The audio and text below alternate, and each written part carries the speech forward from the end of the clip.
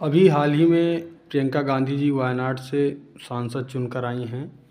क्या उम्मीद करते हैं अमेठी के लिए क्या करेंगी, महिलाओं के लिए क्या करेंगी? अब प्रियंका जी तो महिलाओं के लिए तो पहले से ही महिला सशक्तिकरण के पक्ष में रहा करती थी। वैसे भी वो महिलाओं का पक्ष लेती थी पहले से भी, और अब तो वायनाड से सांसद हैं। अब तो संसद में उनकी आवाज़ गूंजेगी महिलाओं के भले के लिए, महिलाओं की अच्छाई के लिए वो संसद में अपनी आवाज़ उठाएंगी।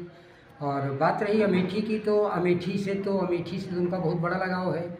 अमेठी से उनका पुराना नाता है, 30-35 सालों से प्रियंका जी सोनिया जी के साथ आई, राहुल जी का सारे लोगों का चुनाव लड़वाया यहाँ से, तो अमेठी के जन जन को वो जानती हैं। अमेठी पूरी तरह से उनके प्रति बहुत ही वो रखता है, सद्भाव रखता है प्रियंका जी के साथ। तो प्रियंका जी की तो बहुत बड़ी बात है। प्रियंका जी तो भाई महिलाओं के लिए भी और विकास के लिए भी, सारे लोगों के लिए, जो अभी तो कल ही जो संसद में उन्होंने आवाज़ उठाई, जो उन्होंने अपनी स्पीच दी, उसने तो हिला दिया पूरी संसद को, नहीं पूरे देश को। उसमें शाह को भी और प्रधानमंत्री को भी, अमित शाह प्रधानमंत्री सबको नानी याद दिला दिया उन्होंने प्रियंका जी ने। जिस तरीके से प्रियंका जी बोली, जिस तरीके से क्रमानुसार हर चीज़ पे बात किया, उससे लगता है कि प्रियंका जी बहुत ही निपुण नेता हैं, बहुत ही अच्छी नेता हैं, बहुत ही अच्छा नेतृत्व रहेगा प्रियंका जी का। प्रियंका जी बहुत ही तेज नेता हैं।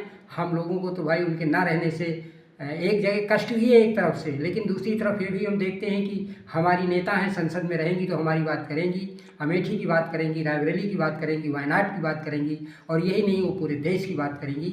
इसलिए हम लोगों को तसल्ली है, हम लोगों को अच्छा लगा कि प्रियंका जी हमारी सांसद हुई। हम लोगों से तो बहुत ही पुराना लगाव है, तो हम लोग तो चाहते ही थे कि प्रियंका जी बहुत ही अच्छे पदों पे जाएं, अच्छी तरह से संसद में दहाड़ें, संसद के लोगों को समझाएं, पूरे देश को संदेश दें, अमेठी को भी और सारे लोगों को, कि प्रियंका जी जो अच्छी बातें अपनी कर रही हैं, हम लोगों को बहुत ही अच्छा लगा। प्रियंका गांधी का भाषण संसद में पहली बार कैसा रहा, इसका लोगों पर क्या असर पड़ा?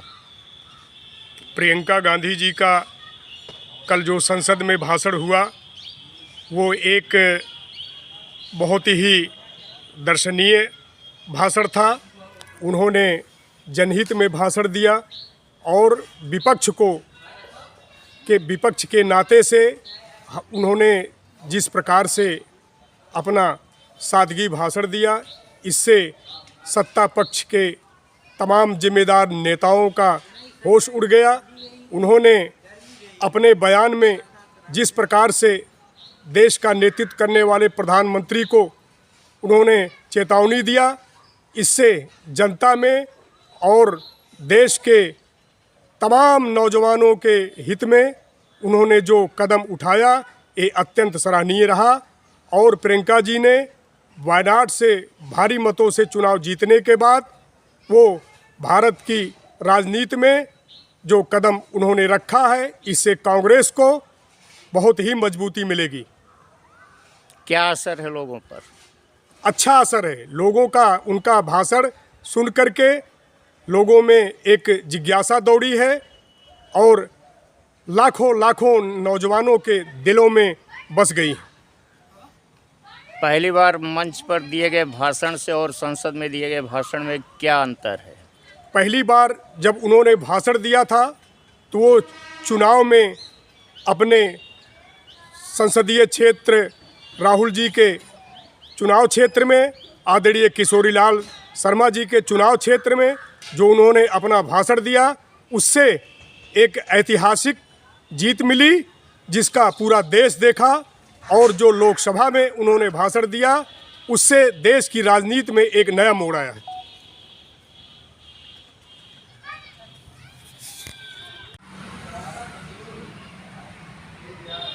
प्रियंका गांधी पहली बार सांसद निर्वाचित होने के बाद लोकसभा में अपना भाषण दिया, उसका क्या असर रहा?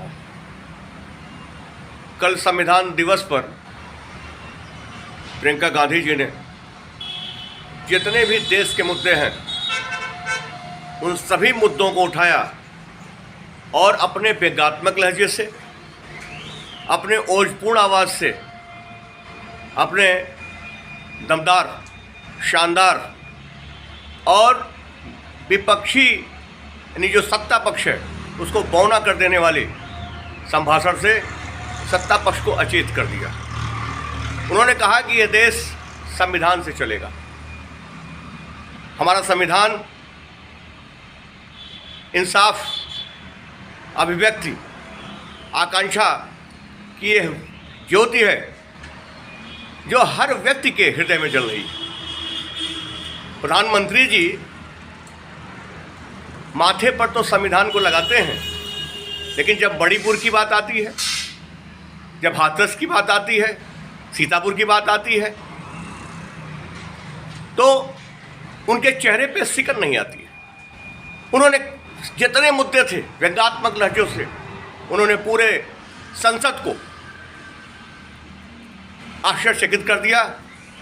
पूरा संसद मंत्रमुग्ध होकर के जैसे उनको सुन रहा था, चाहे पक्ष के लोग हों चाहे विपक्ष के लोग हों। इंडिया संगठन तो भाव विभोर था और सत्ता पक्ष की हवा गुम थी। उन्होंने कहा कि हमने कहानियों में ये सुना था कि पहले का राजा भेष बदल कर जाता था और जनता की आवाज़ सुनता था, जनता के मध्य जाता था, आलोचनाएं सुनता था कि जनता उसके विषय में क्या कर रही है। लेकिन हमारे जो प्रधानमंत्री जी हैं उनको भेष बदलने का तो शौक़ है, लेकिन अपनी आलोचनाएं सुनने का शौक़ नहीं है। उन्होंने उनके इस भाषण का क्या असर है? उनके भाषण का जो असर है, हमारे नौजवान जो हमारी युवा पीढ़ी है वो एकदम सचेत है। जिस तरीके से उन्होंने अडानी के मुद्दे को बहुत ही करीने से उठाया कि किस तरीके से हिमाचल के जो सेब बागान हैं, कोल्ड स्टोरेज हैं, जो तमाम कंपनियां हैं, खदान हैं, रेलवे पोर्ट है, एयरपोर्ट है, सब उनको दे दिए जा रहे हैं। एक ही व्यक्ति के हाथ में जा रहा है, उसे जनता को नौकरियां नहीं मिल रही हैं और सारा का सारा धन एक व्यक्ति में समाहित होता जा रहा है। पहली बार मंच पर प्रियंका गांधी ने जो भाषण दिया उससे और संसद में पहली बार भाषण देने में क्या फ़र्क है? जब पहली बार अमेठी आई थी तो जो उनका लहजा था, क्योंकि शुरू से ही प्रियंका जी बहुत ही तेज तर्रार और अपनी बात सरलता से और बहुत ही सटीक अंदाज में बोलने की क्षमता वाली थी। तो यहाँ उन्होंने वार्ता की शैली में पहली बार अपनी बात शुरू की, मंच संभाला और उत्तरोत्तर धीरे धीरे वो मंच की अभ्यस्त होती गई। उनके भाषण आम जन तक पिंच करते थे। महिलाएं भाव विभोर थी उनको सुनने के लिए, हमेशा रही हैं। यही हाल संसद में भी था। युवा पीढ़ी सब सुन रहे थे। आम जन जो किसानों, नौजवानों, मजदूरों और आम जन का जो मुद्दा उठाती हैं, बेरोज़गारी, महंगाई, वो जिस ढंग से उन्होंने हमेशा उठाया है, और ऐसा नहीं है कि अगर हमारे यहाँ भी दिक्कत रही है तो उसको भी घेरने का काम किया है। उनके आने से संगठन और सशक्त हुआ है। हमारे नेता राहुल गांधी जी को और बल मिला है। सोनिया जी ने उसे एक्सीलेंट कहा, शानदार, और राहुल जी ने कहा कि जो मैंने पहला भाषण दिया था उससे भी बेहतर भाषण, अच्छा भाषण प्रियंका जी का था। प्रियंका गांधी सांसद के रूप में कल पहली दफ़ा संसद भवन में बोली हैं और खासकर उत्तर प्रदेश के कई बिंदुओं पे उन्होंने बात की है। तो आप उनके बीच में कई बार हैं, यहाँ वो चुनाव के टाइम भी आई हैं, उससे पहले भी आती रही हैं और अमेठी से उनका बहुत गहरा लगाव है। तो किस रूप में उनको देखते हैं और क्या उनसे उम्मीदें हैं आपको? देखिए, प्रियंका जी देश की भविष्य हैं। प्रियंका गांधी जी राजीव जी, सोनिया जी के साथ आती थी यहाँ और 99 से चुनाव प्रबंधन का काम और संगठन का सारा काम अमेठी और रायबरेली में देखती थी। और प्रियंका गांधी उत्तर प्रदेश के हर मुद्दे पे हमेशा डटी रही हैं। हम लोगों के लिए गौरव की बात है कि अब वो संसद पहुंच गई हैं। अब वो ज़मीनी हकीकत को, सरकार की क्या रवैया है उसको सबको जो है सड़क से लेके संसद तक बात को उठाएंगे। अभी जैसे कि उन्होंने कई मुद्दे उठाए, खासकर उत्तर प्रदेश से जुड़े हुए थे, तो क्या उनकी राजनीति उत्तर प्रदेश को लेकर ज़्यादा उनका ध्यान है या क्या आप चाहते हैं उनसे, मतलब कैसे उनका आगे का क्या रहेगा? देखिए, उत्तर प्रदेश में जो है जो सरकार वो डबल इंजन की सरकार से जानी जाती है, लेकिन जितनी अराजकता उत्तर प्रदेश में व्याप्त है वो कहीं पूरे देश में नहीं है। तो इसलिए प्रियंका गांधी जो है पूरा फोकस उनका उत्तर प्रदेश में है और सारे मुद्दों को वो सदन में उठा रही हैं। तो अभी जो उन्होंने अभी जो मुद्दे उठाए हैं उसको लेकर कोई अमेठी का मुद्दा उन्होंने उठाया है या लोकसभा, चूँकि यहाँ से वो लोग उनका परिवार जुड़ा रहा है, तो क्या उन्होंने कोई अमेठी का मुद्दा या इसका उठाया है भी? देखिए, प्रियंका जी पूरे देश की नेता हैं और अमेठी तो उनका घर है, पूरे देश की नेता हैं। उन्होंने जो है कई एक रेपान का मामला उठाया और संबल का मामला उठाया, इन दोनों जो चर्चा में है उन्होंने सदन में उठाया। और मेन चीज़ एक कहानी भी सदन में उन्होंने सुनाई कि राजा पहले भेष बदलते थे, लेकिन यहाँ के राजा जो है मोदी जी पर तंज कसते हुए उन्होंने कहा कि भेष तो बदलते हैं लेकिन जनता के बीच नहीं जाते हैं, न दुख दर्द सुनते हैं। प्रियंका जी अभी संभल भी जाना चाहती थी और वहाँ नहीं जाने दिया गया राहुल जी को भी, तो इसको लेकर क्या आपके ये तो लोकतंत्र की हत्या है जो है, और सरकार का अपना इकलौता रवैया है और सरकार निरंकुश है पूर्ण रूप से। पहले जब भी चुनाव का टाइम था तो ये भी बात आ रही थी कि प्रियंका जी रायबरेली या अमेठी से लड़ सकती हैं, ऐसा नहीं हुआ। तो क्या आप भविष्य में ऐसी उम्मीद करते हैं कि कभी वो उत्तर प्रदेश में खासकर रायबरेली या अमेठी से भी चुनाव?